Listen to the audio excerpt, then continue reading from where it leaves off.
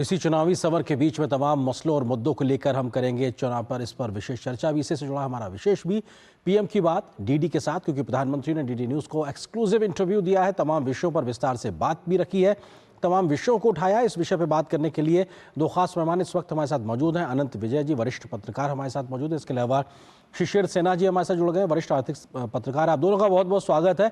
अनंत जी, शुरुआत अगर की जाए प्रधानमंत्री के इस पूरे इंटरव्यू को, जिसको हमने दिखाया है सुबह भी दोपहर पे भी, बहुत गंभीरता से उन्होंने इस बात का जिक्र किया कि भ्रष्टाचार कैसे देश के लिए अपने आप में एक तरीके से कोड बन गया और कैसे जीरो टॉलरेंस की पॉलिसी वो लगातार अपना रहे हैं। वो कहीं ना कहीं ज्यादा मुखर नजर आ रहे हैं विपक्षियों पर उनके भ्रष्टाचार को लेकर।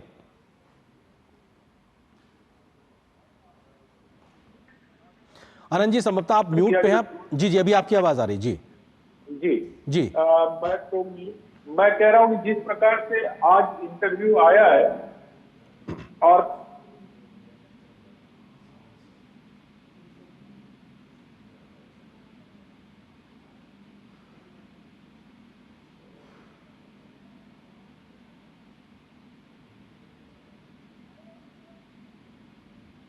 के बारे में जानना बड़ा मुश्किल है, लेकिन अगर डॉट को जोड़ कर देखेंगे तो मंशा का पता चलेगा। तो मैं यही कहता हूं कि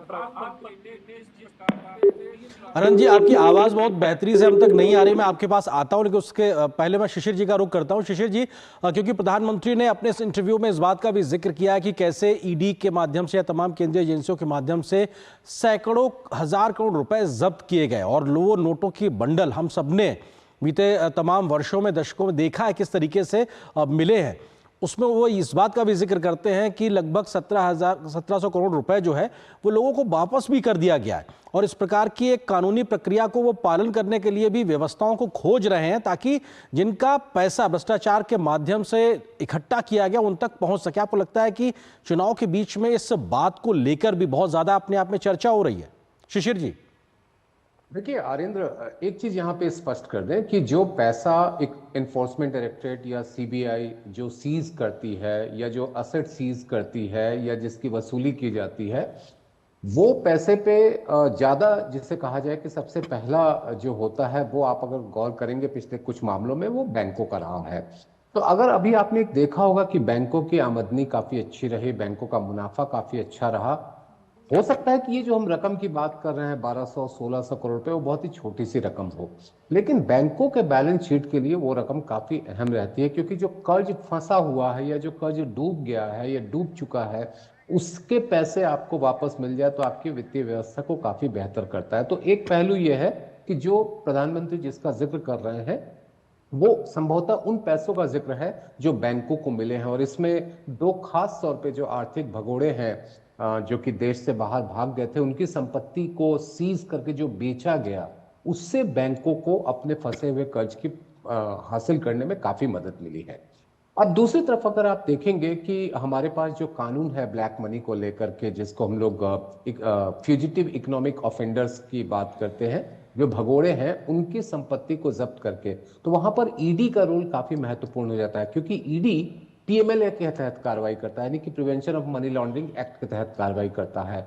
और वहां पर उसकी सबसे बड़ी जवाबदेही होती है कि अपराध में जो कुछ भी पैसा संलिप्त रहा है उसकी वसूली कैसे की जाए। प्रधानमंत्री उसी की ओर इशारा कर रहे हैं। जी शिशिर जी, एक सवाल और, क्योंकि इस इंटरव्यू में प्रधानमंत्री ने इस बात को भी साफ तौर से कहा कि जो राजनीतिक दल विकास के मुद्दे एजेंडे पर बात नहीं करते हैं, आज के समय में वो एक तरीके से अप्रासंगिक होते जा रहे हैं, क्योंकि जनता का लाभ, आम लोगों का लाभ इसी बात से है कि उनके हिस्से में विकास कितना आया और कैसे आएगा। आपको लगता है कि विकास की बात करना, क्योंकि चुनाव शुरू हुआ था तब से लेकर अब तक लगातार प्रधानमंत्री तमाम विरोधियों पर कटाक्ष तो करते ही उनकी नीतियों को लेकर, लेकिन अपना विकास का जो मुद्दा है उस पर वो अभी भी डटे हुए हैं? निश्चित तौर पर देखिए, राजनीतिक बहस के बीच में अर्थनीति की काफी अहम भूमिका होती है और ये 2002 से हम लोगों ने देखा है। आनंद जी चाहे तो इसके ऊपर और अपनी अच्छी टिप्पणी दे सकते हैं। हमने 2002 से ये देखा है कि चुनाव में जो है वो अर्थनीति काफी बड़ी भूमिका अदा कर रही है।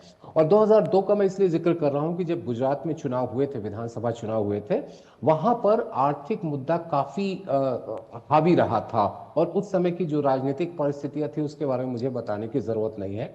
तब से लेकर के अब तक चुनाव में हमने देखा है कि आर्थिक नीतियां किस तरीके से एक बड़े पैमाने पर मंच पर आती है।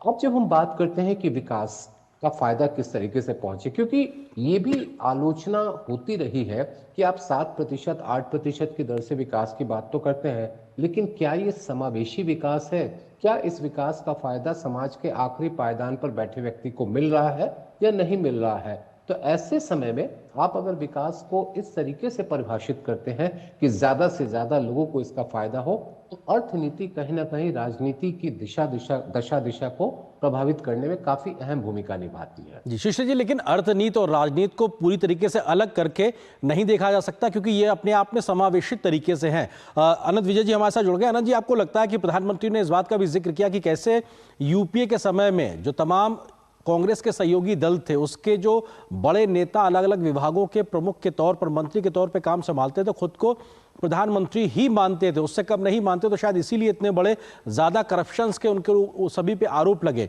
वही फॉर्मूला एक तरीके से फिर से 5 साल में 5 प्रधानमंत्री को लेकर प्रधानमंत्री ने कहा इस इंटरव्यू में। आपको लगता है कि वो एक ऐसा फॉर्मूला कहीं बिना कहे दे चुके, इन शब्दों का इस्तेमाल प्रधानमंत्री ने किया है?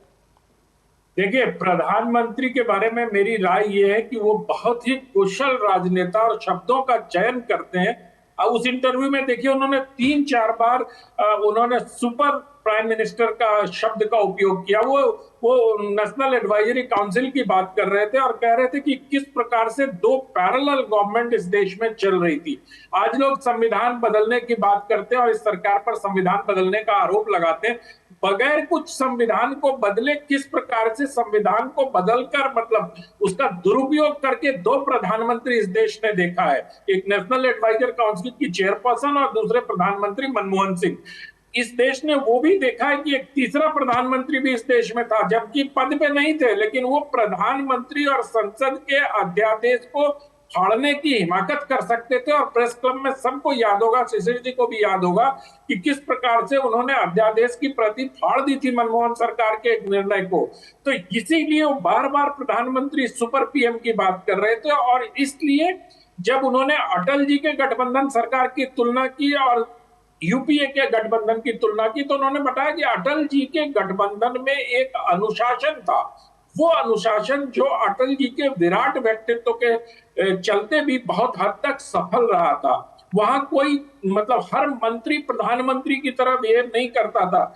यहाँ तो ये हालत थी 10 वर्षों में, और कि हर मंत्रालय अपने रूप में स्वतंत्र था। ये संविधान इसकी इजाजत नहीं देता है। संविधान बदलने की बात करने वालों को पहले अपने बारे में सोचना चाहिए कि किस प्रकार से बगैर किसी संशोधन के उन्होंने संविधान के समकक्ष और समानांतर एक ऐसी व्यवस्था देश में लागू कर दी थी, जिन्होंने प्रधानमंत्री नाम की संस्था को इतना कमजोर कर दिया कि देश की जनता ने 10 वर्षों के बाद एक मजबूत सरकार और एक मजबूत प्रधानमंत्री का चयन किया। जी शिशिर जी, क्योंकि ये बहुत अपने आप में जुड़ा हुआ है, प्रधानमंत्री ने इस बात का भी जिक्र किया कि यूपीए के 10 साल और एक तरीके से उनके शासन के 10 सालों को लेकर उस वक्त फ्रेजाइल 5 से टॉप 5 इकोनॉमी में आना, अस्थाई स्थिति से स्थायी सरकार की ओर आगे आना, और कैसे एक राजनीति के प्रति और या कहा जाए पॉलिटिक्स के प्रति विश्वास बहाली बनाना, क्या ये सब भी नीतियों में समानांतरता, स्थिरता और एक तरीके से निरंतरता को लाने के लिए बड़ा जरूरी होता है? चुनाव के बीच में आपको लगता है कि आर्थिकी को लेकर भी, इस बात को लेकर बहुत तेज बहस हो रही है, जिसको कहीं प्रधानमंत्री भी छूते नजर आते हैं? बिल्कुल, देखिए आरिंदर, पहले मैं एक लाइन आपकी जो पुरानी आपने बात कही थी कि अर्थनीति और राजनीति को दोनों को अलग नहीं किया जाता है, लेकिन दिक्कत ये रही कि हमारे यहाँ चुनाव एक लंबे समय पर अर्थनीति से काफी हद तक दूर रही। वहां पर राजनीति कई और कारणों से प्रभावित होती रही थी। लेकिन मैंने जो 2002 का जिक्र किया, उसके बाद किस तरह से परिस्थितियां बदली हैं। जो आपका मूल सवाल है कि ये संकेत की बात है, देखिए आज के दिन में हम लोग एक वैश्विक गांव में रहते हैं जिसको ग्लोबल विलेज कहते हैं, और यहाँ पर आपको घरेलू और विदेशी निवेशकों को ये संकेत देना होता है कि आपकी नीतियां किस तरीके की है, उन नीतियों में स्थायित्व है कि नहीं, वो नीतियों में निरंतरता है कि नहीं। क्योंकि अगर आप तीसरी बड़ी आर्थिक शक्ति बनना चाहते हैं, $5 ट्रिलियन, $7 ट्रिलियन, $10 ट्रिलियन और 2047 तक विकसित राष्ट्र के लक्ष्य को हासिल करना चाहते हैं, तो ये बहुत ही जरूरी हो जाता है कि आप देशी विदेशी निवेशकों को नीतियों का खाका किस तरीके से देते हैं। देखिए, सत्ता में परिवर्तन हो, लेकिन अगर उसमें निरंतरता बनी रहे तो ये काफी हद तक निवेशकों को एक भरोसा दिलाता है। इसीलिए आपने एक चीज गौर किया होगा कि पिछले कुछ दिनों में शेयर बाजार जो अभी एक सप्ताह पहले थोड़ा सा अनिश्चितता के दौर से गुजर रहा था, ये पिछले एक सप्ताह में शेयर बाजार ने नई ऊंचाइयों को छुआ है, क्योंकि वो उम्मीद ये कर रहा है कि इस सत्ता में एक निरंतरता बनी रहेगी, नीतियों में स्थायित्व बनी रहेगी, नीतियां जारी रहेगी और विकास के जितने भी कार्यक्रम है, सुधार के जो प्रयास हैं, उनमें किसी भी तरीके का बदलाव नहीं होगा। तो ये ऐसे मुद्दे हैं जो इस समय में देशी विदेशी निवेशकों को संकेत देना जरूरी था और प्रधानमंत्री हर मंच का उपयोग इस काम के लिए कर रहे हैं। बिल्कुल। आनंद विजय जी, आपको लगता है कि ईडी के माध्यम से पैसे की वसूली होना, भ्रष्टाचार के मसले पे जीरो टॉलरेंस की बात कहना और उसके बाद में कैसे आम लोगों तक उस पैसे को पहुंचाने का कानूनी जरिया खोजना, ये एक विजनरी सोच को दिखाता है, तो एक सख्त प्रशासक को भी दिखाता है और ये भी दिखाता है कि कैसे आम व्यक्ति के अधिकार के साथ, उसके हक के साथ खड़े हुए प्रधानमंत्री नजर आते हैं। आर्यन जी, मुझे लगता है कि इस प्रधानमंत्री के आपको जो इंटरव्यू दिया है, उन्होंने डीडी को जो इंटरव्यू दिया, उसको जरा होलिस्टिकली हमें सोचना होगा। प्रधानमंत्री ने कहा कि मैं इस बात को इंश्योर करूंगा कि जिस व्यक्ति के जिम्मे जो काम है उसको वो ठीक से निभाए। इस क्रम में उन्होंने सफाई से लेके ईडी तक की चर्चा की। तो ये कोई ईडी को अलग से टास्क दिया गया है कि आप पैसा इकट्ठा कर लीजिए, ऐसा सोच अगर लोगों का है तो उसको निगेट किया आज प्रधानमंत्री ने कि ये ईडी अपना काम कर रही है। और इसमें उन्होंने आंकड़े भी दिए कि यूपीए शासनकाल के दौरान ईडी ने कितने लाख रुपए, चंद लाख रुपए उन्होंने बोले, 54 लाख या 74 लाख रुपए कुछ उन्होंने किया, और अभी 22,000 करोड़ रुपया ईडी ने जब्त किया है। तो ये उनके कहने का अर्थ ये था कि जो सख्त प्रशासक वाली आप बात कर रहे हैं, वो इस ओर इशारा कर रहे थे कि हमारे शासन में no nonsense, no tolerance, duty आपको जो दी गई है उसको आप गंभीरता से निभाइए। रही बात पैसे को गरीबों तक ले जाने के लिए, तो इसके बारे में प्रधानमंत्री ने स्वयं अपने से कहा है, जिसको हमें रेखांकित करना चाहिए, कि इसका एक तरीका ढूंढने का प्रयास वो तीसरे कार्यकाल में करेंगे कि जिनसे वसूली की गई है या जिनसे लोगों ने रिश्वत लिया है उसको किस प्रकार से उन तक वापस पहुंचाया जाए। क्योंकि हमारे देश में देखिए, अभी भी अंग्रेजों के जमाने के ऐसे ऐसे कानून चल रहे थे जो भारतीय दंड संहिता के आने के पहले, कि उसमें बहुत सारा न्यायालयों में जो देरी होती है उससे न्याय होता हुआ, न्याय होना आवश्यक है जितना, उतना ही न्याय होते हुए दिखना भी आवश्यक है। तो न्याय शास्त्र का जो ये सिद्धांत है, प्रधानमंत्री उसी ओर हमारा इशारा कर रहे हैं कि अगर आप कोई पीड़ित हैं और आपसे किसी सरकारी अधिकारी ने, किसी मुख्यमंत्री ने रिश्वत ली है, तो रिश्वत वापसी की प्रक्रिया होते हुए दिखना भी चाहिए। बिल्कुल, अपने आप में एक विजनरी सोच के साथ आगे बढ़ते हुए प्रधानमंत्री अपनी बात को रखते हैं। बहुत बहुत शुक्रिया शिशिर जी हमारे साथ जुड़ने के लिए। आनंद जी, आपका भी बहुत बहुत शुक्रिया, फिलहाल वक्त इतनी अनुमति दे रहा है इस विषय पे बात करने के लिए। फिलहाल यहाँ पर एक छोटे से ब्रेक के लिए रुकते हैं, बहुत जल्द हाजिर होते हैं, कुछ और महत्वपूर्ण खबरों से आपको रूबरू कराते हैं। जिन्होंने यूज किया है वो जानते हैं असली हींग का स्वाद। MDH सुपर हींग, शुद्धता का असली तड़का। MDH 70 साल से अधिक आयु के सभी वरिष्ठ नागरिकों को 5 लाख रुपए का मुफ्त इलाज। ये है मोदी की गारंटी।